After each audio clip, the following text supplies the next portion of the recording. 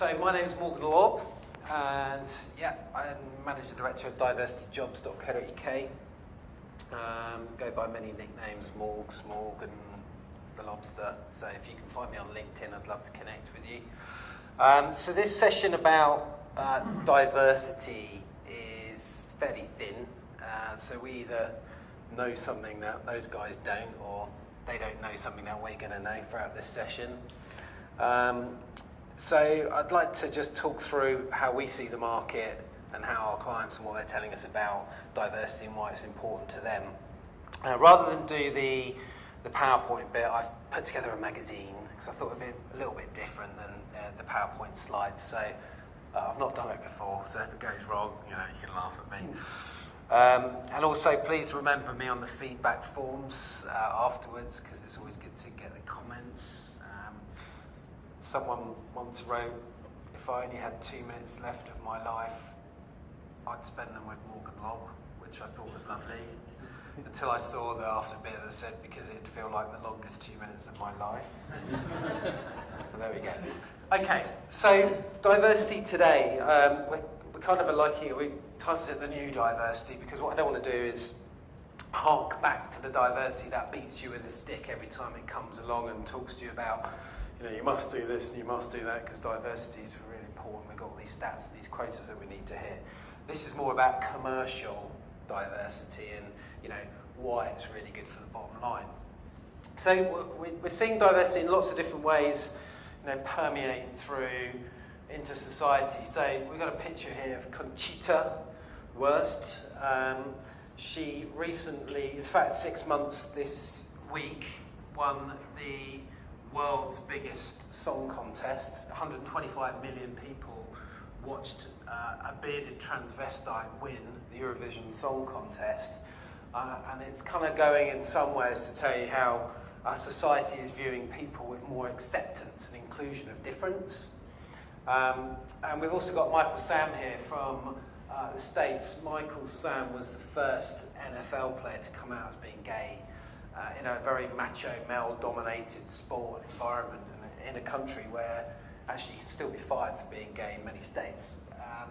Michael was obviously not the only gay player, but he's the first to come out and was obviously very nervous about that because his peer group, they're on the pitch beating each other up, and being gay is not really seen as being this macho sport, but what we're doing is we're accepting different individuals through different areas of life, and it's becoming more normal.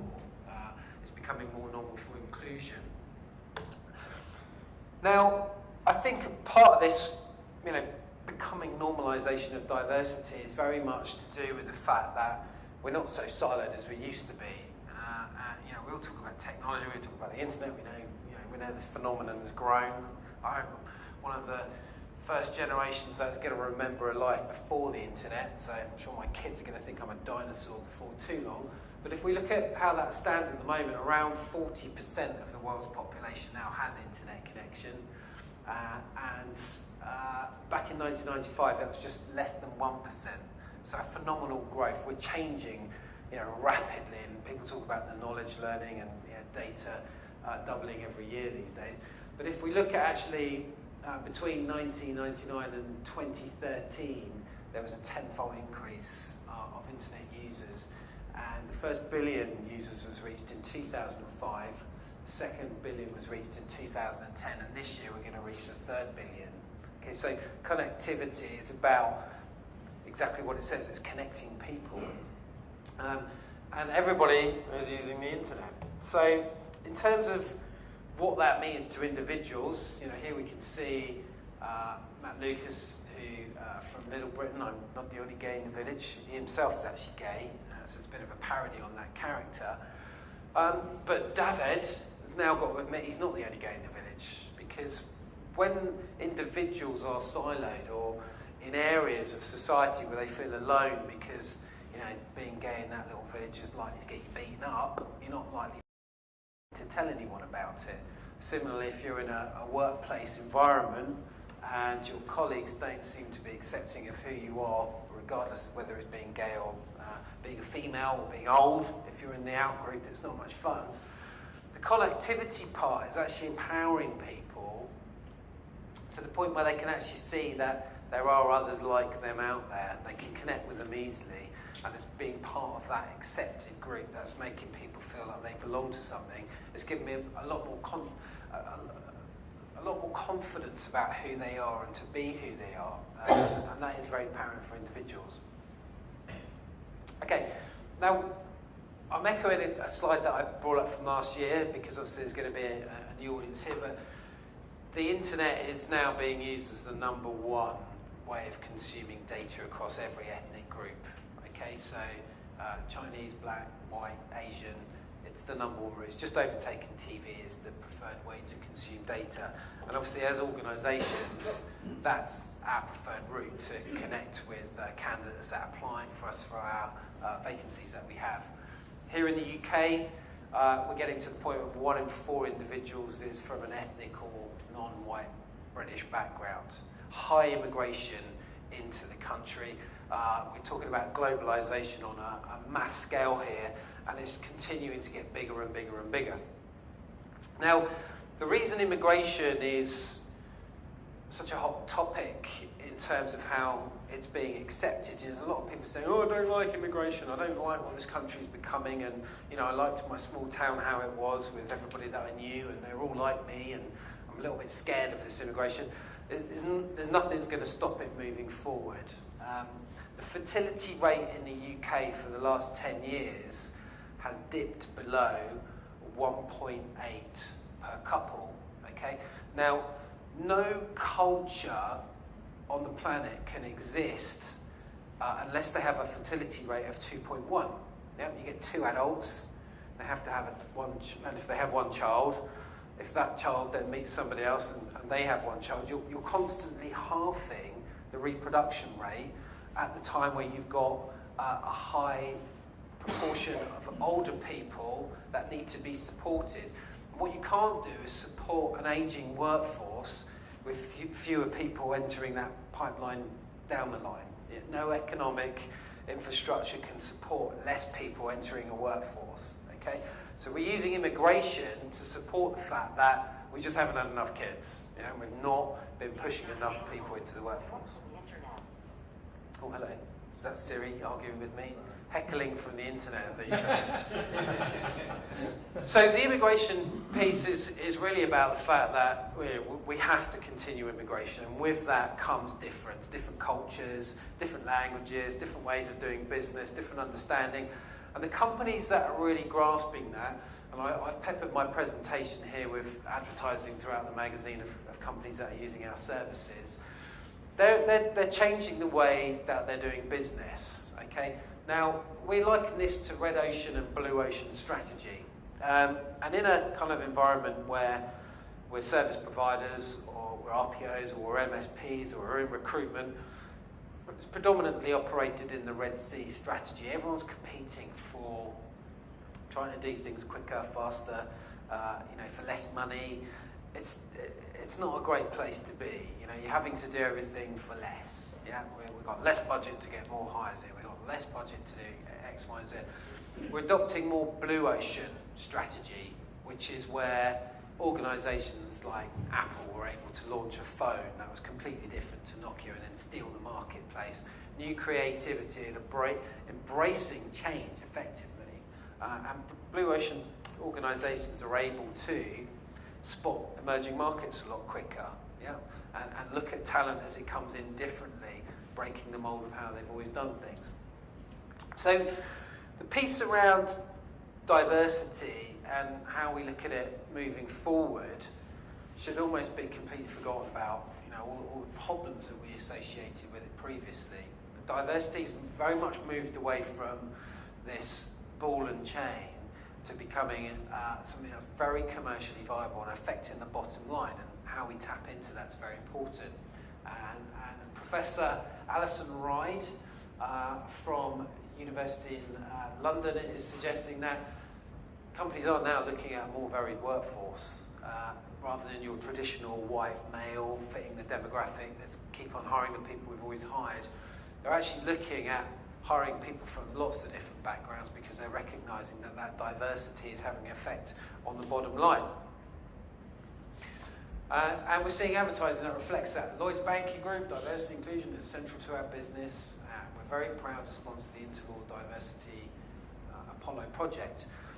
And the reason companies are going down this line with the advertising is because they're starting to recognise the consumer habit and the consumer spend. And if you look at just in the UK alone, ethnic communities are spending £300 billion in the UK. LGBTs at 81, disability spend is at 80 billion. And actually, 1 in 5 adults of working age has a disability, albeit hidden from view. We tend to work back to what we can see. There's a wheelchair, that person's got a disability, but actually it's about people not coming out as being disabled. Now, if you're Lloyds and you want to sell your products and services, your insurance, your financial advice, your mortgages in a competitive environment that was akin to Red Sea, you've got to understand what these consumers are wanting.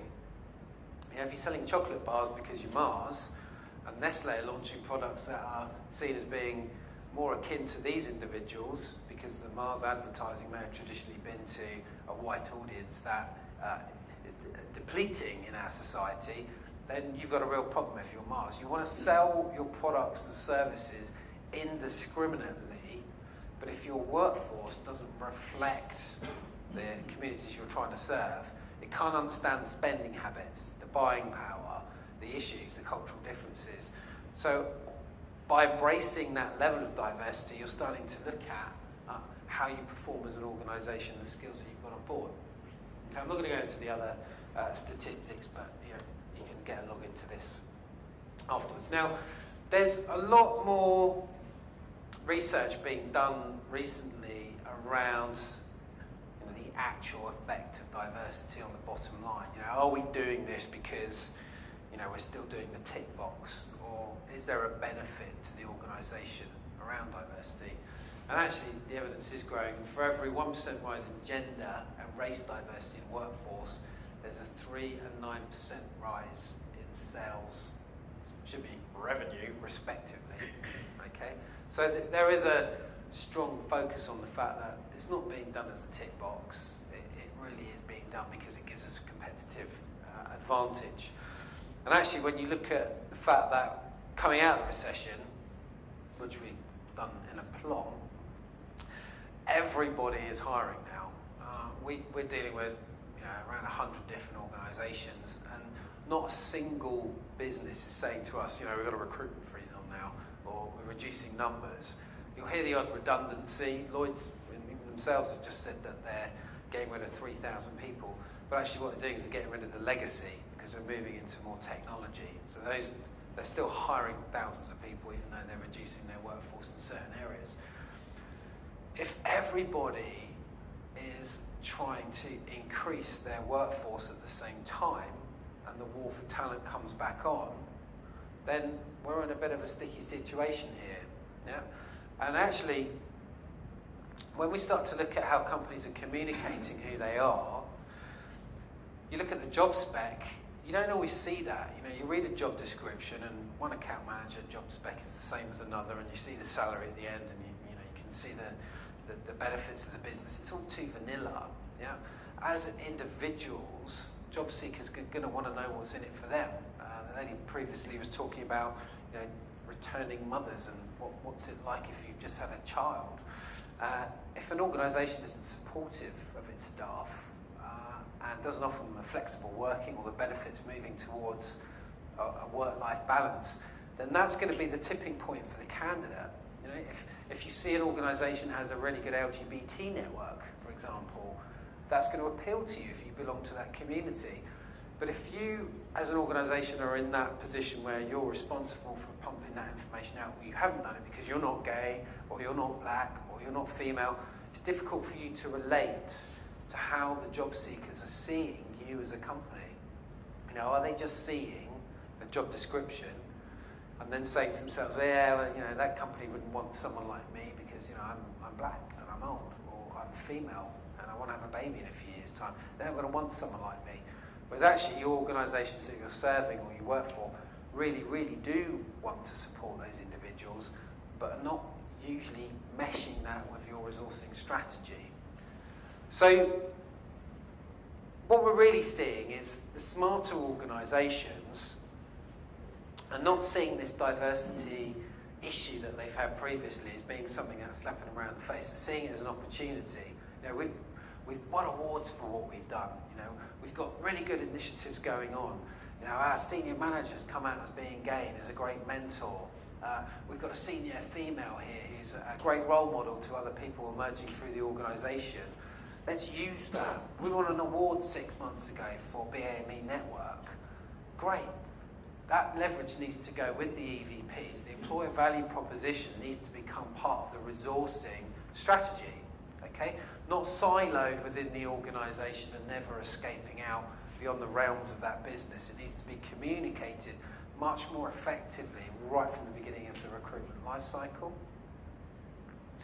So I tried to find the biggest case for diversity that I could find, the biggest business case, as it were.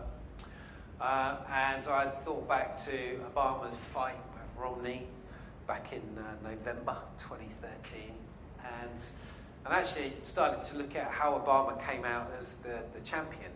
Okay, now Romney, you can't see the number there. The actual percentage of his voters were 84% white Americans voted for Romney, yeah? And he kicked Obama's ass when it came to being the clear winner for the presidential campaign to the white American. And maybe 10, 15 years ago would have won the presidency. Obama had a much broader range of voter who people felt he was much more like him or appealing to him, okay? So 54% of his voters were white Americans, okay? And then it comes down to Asian, Latino, different individuals who saw him as a much safer bet to them as a president for the country. So, you know, Obama won the diversity message. In fact, his propaganda went out in over 20 different languages. Well, I think Romney's was around about 5 different languages. So again, the ability to be able to communicate. And then we quickly looked at how did that look in terms of geography. And Romney, who's in the red here, people per square mile in America, and down here starts off at 10 people per square mile, where you see less diversity in areas that are spread out from cities generally. So more, again, focused on the white American out in different parts of the States. Romney was, again, he was kicking Obama's ass out in the regions. But as soon as you get to around 140 people per square mile, much more densely populated areas where difference is seen every day, Obama took it away and off he went because he appealed to people who were in a much more densely packed area. And that poses a problem for companies that have got regional offices where you see less diversity or if your workforce is immobilised and the acceptance of diversity within an organisation. So there's still challenges to be faced there. But really the kind of the main message here that I wanted to carry through is the diversity piece isn't something to be scared of. Okay, now as a service provider, we deal with organisations that transcend all of these sponsors here, okay? And generally, we win our business because we approach the company directly and we talk to them about their diversity efforts and what they're actually doing. And the service providers just aren't really sticking themselves up as a provider of these services. So what we're seeing here is a disconnect between actually what company wants and what the RPOs are offering. You mentioned a point earlier about does the service provider actually sit on board with the client need? But if the RPO is too scared to ask the question and wait, they're just never going to be seen as the service provider of choice, so losing out on providing extra support to those clients. We recently won a project with a major organisation in the UK that deals with postal delivery, and we were having a chat with the head of recruitment, and above us was a whole team of outsourced providers from an RPO. And the message from the client was, right, we've got our RPO sorted out, they're upstairs, what are we going to do about our diversity? So we sat there and we agreed what we were going to do. We went through the project, and then we got handed over to the RPO. Yeah, you sat there and just went, oh my God, we've now got to deal with this whole thing about diversity. We're really quite scared about it. Okay, so to really start to embrace the fact that just because you're not hearing from your clients, we want diversity from you, it doesn't mean it doesn't exist or it's not on their agenda. And the kind of the head in the sand approach around how that sits with your organisation, it's not going to last forever, because diversity, is forging forward really fast in terms of commercial realisation for the corporate. I think I might be at the end here, even though I've been given an extension on my time. I wasn't sure whether I was going to need it or not, depending on the size of the audience. But does what I've said so far kind of make any sense? Do you see where we're coming from in terms of diversity creeping up the agenda? Anyone got any questions? I'm in an industry that's heavily reliant on engineers. Yeah. And I think we're doing a reasonable amount in terms of recruiting female engineers. Yeah. One of the biggest issues for us is that actually there aren't enough females coming through from high school who are interested in engineering in the Western world. Our company operates in China and India, East Asia as well, where there is much more of a balance gender-wise. But how are you looking at trying to, how we can influence girls in schools, for example, and boys in schools to do other subjects that might be more female-oriented? What do you think we can do about that? Okay. So STEM is a big issue. And can I ask what organisation you work for? Hyder Consulting. Hyder, okay. So we recently were approached by Rolls-Royce, actually, through their service provider to complete a global mapping of the talent. If we're going to go out and say, we want to have our workforce as 20% female, is that realistic based on the talent that's there? And no, you're right, the pipeline of talent simply isn't there, because science, technology, engineering, and maths are not considered subjects to be interesting to females. They can do them, it's just not sexy enough for people to want to go in, because the perception is they're male-dominated industry sectors. So what you have to start to do is become best in class, so the talent that is available sees you as the natural choice. Now, some of that is down to language. We know through research that a man looking at a job only needs to see around 40% of the job description before he feels confident enough to apply, whereas for a female it's over 60% of criteria needs to be met emotionally in order that they feel worthy to apply for a job, because we make decisions in different ways. So maybe by softening some of the languages that have come out on the job descriptions, inherently engineering jobs are very masculine and they're cut and pasted over years and years, and the language that is used is very masculine. So to go through and actually look at how is that being affected, and is this actually turning women off from the language we're using around the job descriptions.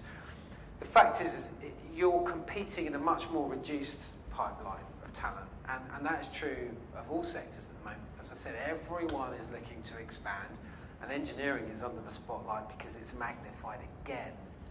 You've got to be best in class, and you've got to show that as a female, if you're considering either a move or an entry into engineering, you should consider us as the organisation, because not only do we got great engineering jobs, but we've got a great culture for you to belong to, because otherwise you're going to attract them in, they're going to come and work for you, and they're going to go off and work somewhere else because they don't like the environment that they've been put into.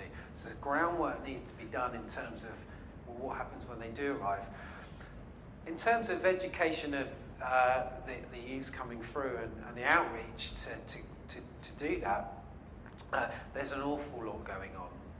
Whole schools now are being transformed into, even locally to where I am, there's a girls' school that has shifted its whole focus onto being technology, engineering and science, because they know that those students leaving the school, there's plenty of jobs for them to go into as a female, because there's a drain in terms of the resources for the engineering needs. So there is a massive opportunity for those youngsters if they switch their focus. So government's doing a lot.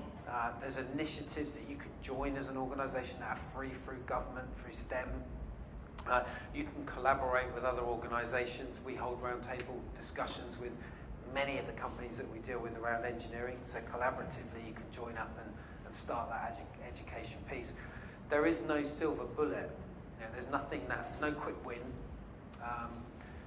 We are in an environment where we want everything instantly, but sometimes we've got to go for a longer plan. I can answer that as well. I work, not currently, but for an IT company, medicine problem, and we started with sponsored degrees, and the intake, so we're also taking school leavers, they spend 4 days a week with us, 1 day a week on the sponsored degree.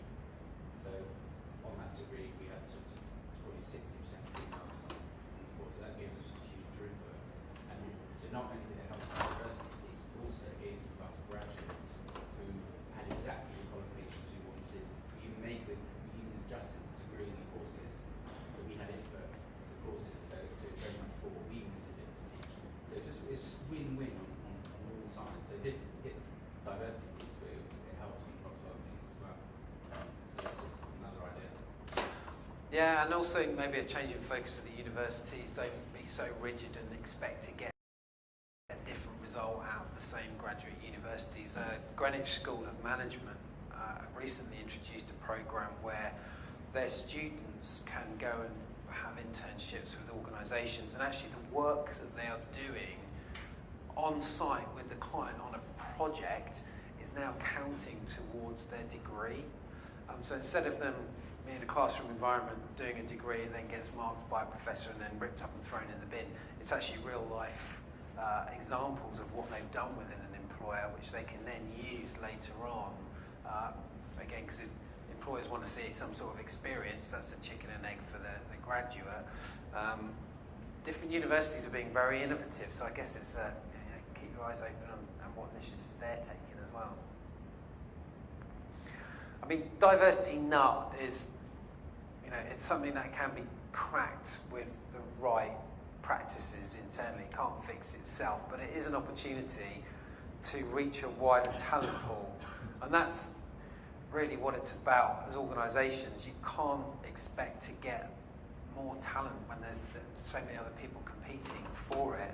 It's about differentiating yourself as an organisation and saying, we're the best organisation for you regardless of who you are. We don't care if you're gay or disabled. We'll make adjustments for that. If you're the right person for the job, you need to see why we're the right employer for you. Is there research out there on folks who have rolled out successful diversity programs and what that has done on the retention rates? Yeah, we had a really interesting opportunity to work with EDF Energy on their retention and development of people with disabilities within their organisation. As I mentioned earlier, 1 in 5 adults has a disability in the workplace. Most disabilities are hidden, so epilepsy, etc. Now, for individuals, that's a difficult situation because it's been something that they've either been discriminated against in the past, or they're too scared to out because they're worried it will affect their career progression within an organisation. It's seen as a disability, therefore they're not as good as somebody else who's able-bodied. Now, within EDF, they had quite a high attrition rate, and exit interviews naturally happen, but they're not always carried out as thoroughly as they should be. Now, EDF, working with the Department for Work and Pensions, the Clear Company, decided to embark on a project where they would start to showcase people with disabilities at a senior level within the organisation. So they were effectively saying, here are role models within the organisation higher up. Now, within 1 year, they went from 0 staff disclosing, because we've all seen those boxes, tell me what ethnicity, if you have a disability, you've got to tick all these boxes. People think that those boxes are there to deselect them. Yeah? After 1 year, they had over 1,200 staff members disclose the fact that they had a disability because they felt much more confident that the company was going to support them.